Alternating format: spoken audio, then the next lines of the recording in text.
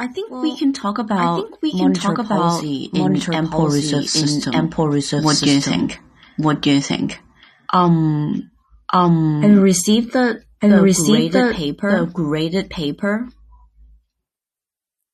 A pretty good job. Most of the questions. But I think we can go over monetary policies and reserve market, and make sure you can do those kind of questions. And how about we go through the two past papers, like 2024 and 2025, and we go over the wrong ones to see if there's still any like concepts that you don't know. What do you think? Okay. Under limited reserve systems, there are three types of monetary policy. Expansionary monetary policy aim to increase money supply. They do this by open market operation, which is the central bank buying bonds in the open market. I think you're pretty familiar with this kind of monetary policy, right? What is the discount rate?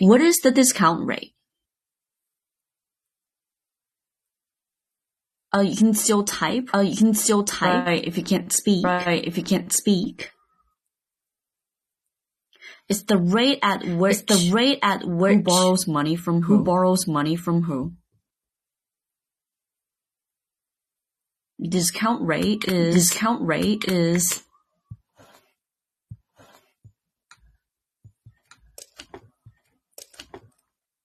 the rate at which the charges for borrowing reserves. Very good. At which banks borrow from the Fed. Yeah. What about federal funds rate? The rate at which banks borrow from each other.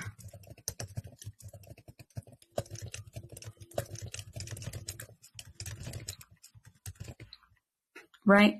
When the central bank buys bond in the open market, commercial banks would gain reserve. Once they gain more reserve, they can loan out more. So the rate at which they borrow from each other would fall. So usually the central bank would have a target like federal funds rate.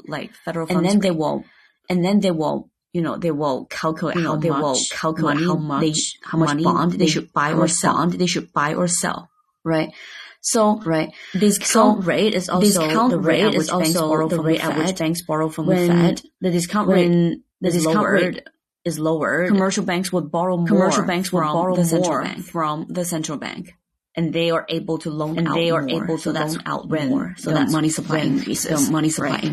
When the required reserve ratio is lowered, money supply would increase. Commercial banks now would have more excess reserve to loan.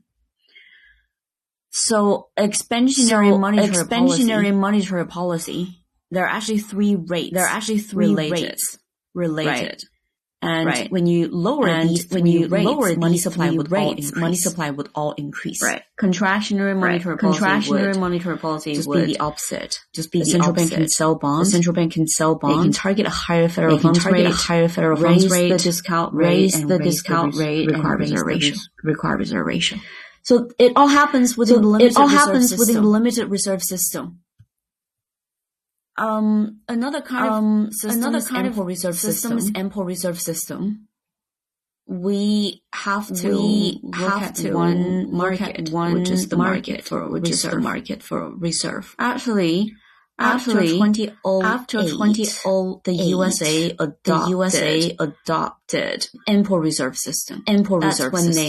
That's when they would offer interest rate on reserves. This is how they encourage commercial banks to hold more reserves instead of loaning them out. So we have this reserve market on the horizontal axis. Quantity of reserve. And on the vertical axis, it's policy rate. So we have the supply of reserve and the demand for reserve. So the market is where commercial buy and sell reserve. Who would buy reserve? Who would demand reserves? Those commercial banks who are running out reserve. Their required reserve. They need to meet the required requirement. That's when they borrow from other banks for reserve. Right. So on the vertical axis, it would be the policy rate because the federal funds rate is actually the federal funds rate. This is the rate when they borrow money from each other. When the rate increases, commercial banks would demand less reserve. Right. When the rate falls, they would demand more. That's why. In the middle section, it is downward sloping. But you will see there is an upper half and a lower half of the reserve demand for reserve curve. Right. The upper half is the discount rate. And the lower half is the interest on reserve. So in the market for reserves, the Federal Reserve, they supply reserves. That's why the reserve curve, supply curve is vertical. Because it's decided by the central bank, not the federal funds rate. And the commercial banks would demand reserves when they borrow from each other. When they buy reserve from other banks, they are demanding reserve. Okay. So they have an overnight interbank lending rate. It's the policy rate. And in the USA, the policy rate is called the federal funds rate. The upper half is the discount rate is the rate at which commercial banks borrow from the central bank. Why is it horizontal? Why does the demand for reserve at the upper half?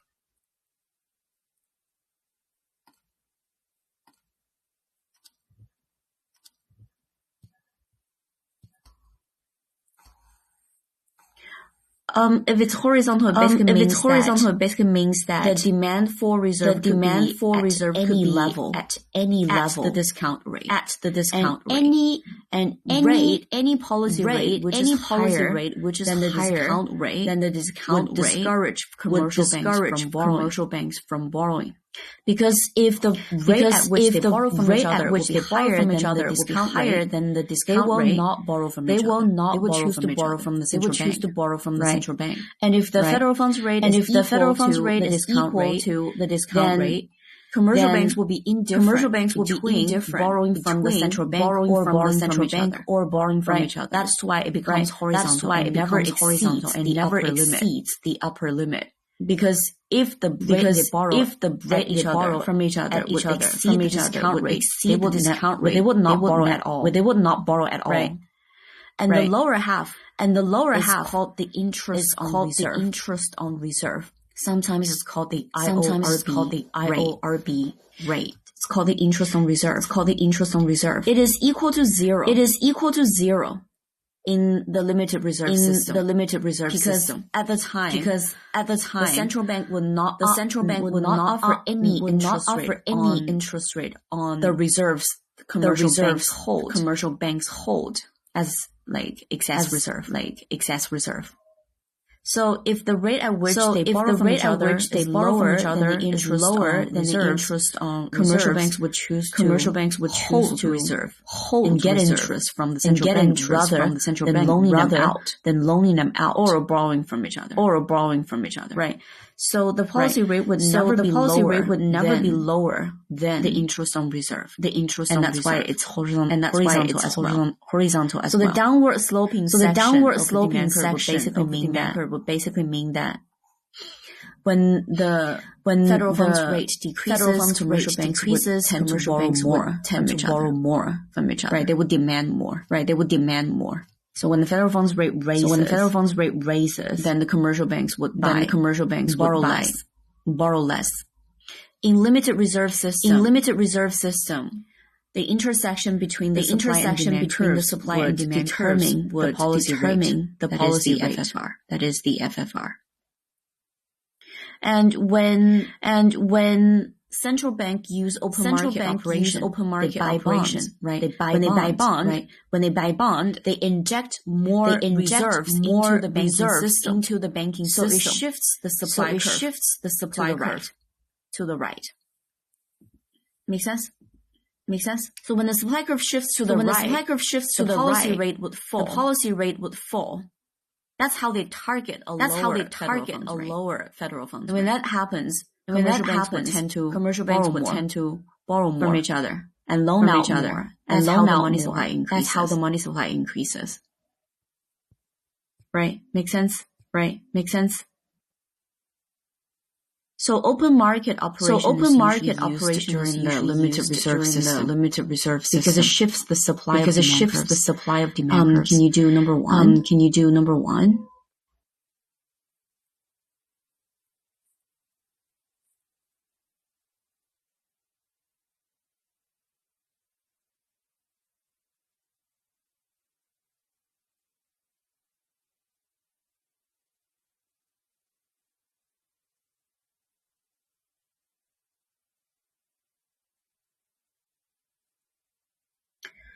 This one's actually pretty difficult.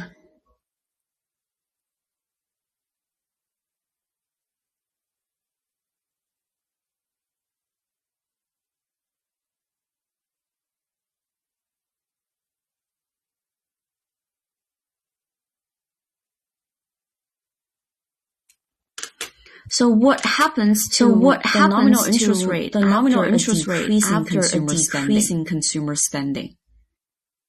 When consumer spending decreases, money demand would decrease. So nominal interest rate would fall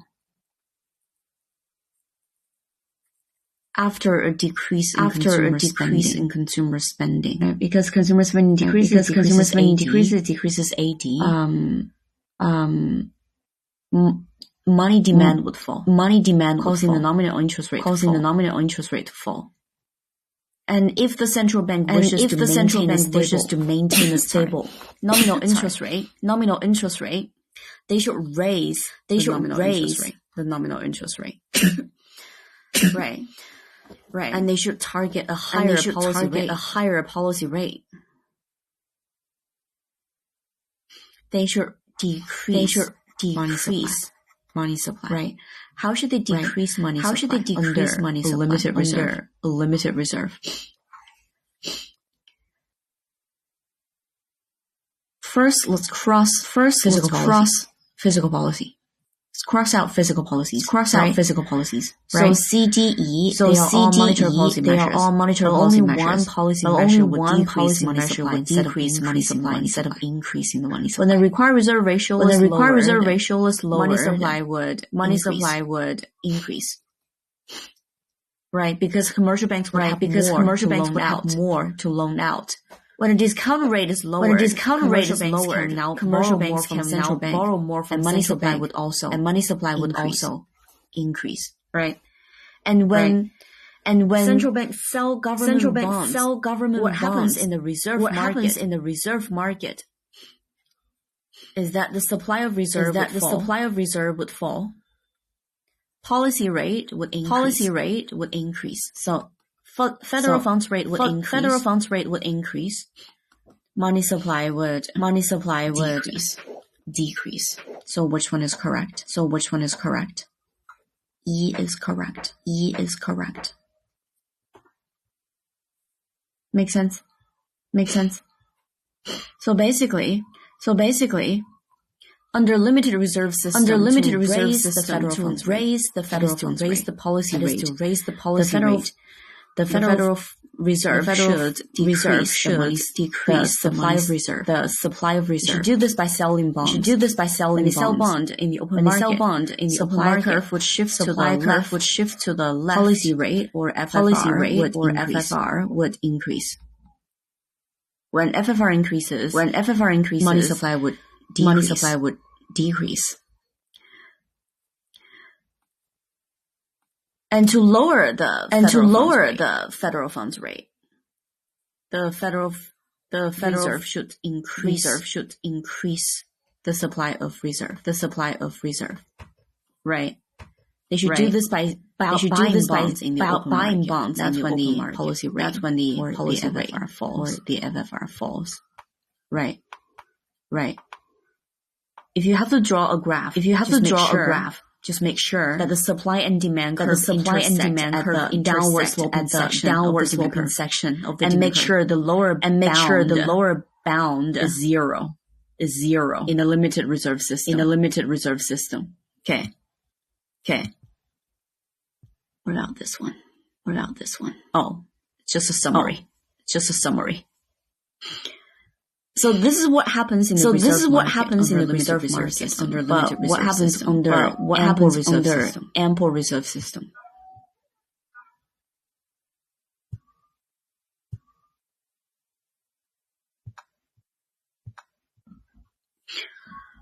We'll take a look at the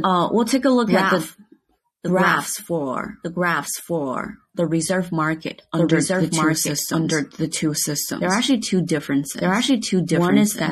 One is that in the ample reserve framework, the supply and the demand curve intersect at the lower bound of the demand curve, not the downward sloping section. Two, the lower bound is actually raised. It's no longer zero. It's actually more than zero. So the lower bound is actually interest on reserve balance. Interest on reserves. That's the rate the Federal Reserve offers for commercial banks for holding. That is, it's the return for holding reserves. And if they offer some return for holding reserves, commercial banks not want to loan out all their reserves because there's still return on holding them. Right. That's when the reserve system becomes ample. Because before, commercial banks always loan out. There's very limited reserve in the system. But when the Federal Reserve offers some return on holding reserves in their account, commercial banks would be willing to hold more reserves. Reserves become ample. Make sense? See? Oh. It's the question just now. So after 2008, the Federal Reserve started to offer a return on holding reserves. What happens in 2008? That's the financial crisis. Right. And there's a bank that failed in that year. To prevent banks from failing, that's why the Federal Reserve started to offer interest. They want to encourage banks to hold more reserve. Make sense? So instead of using open market operation, the Fed now uses administer rates to influence the policy rate. So the administer rates, there are IORB, that's the interest on reserve, and discount rate. So the discount rate, interest on reserve, the upper and lower bound of the demand curve. They're all called the administer rates. So how do they influence the money supply? If the system is limited. The reserve system is limited. The central bank can do this by changing the supply of reserve. Right. when the supply curve shifts right or left, they influence the policy rate. But if it does so in ample reserve system, open market operation would never work because if the supply curve shifts to the right, it doesn't really change the policy rate. If it shifts to the left, policy rate is still not changed. So changing the supply would not work anymore. So that's why open market operation is no longer used system to make sure whenever you see some saying the reserve system is ample, don't use open market operation. Instead, they administer interest rates.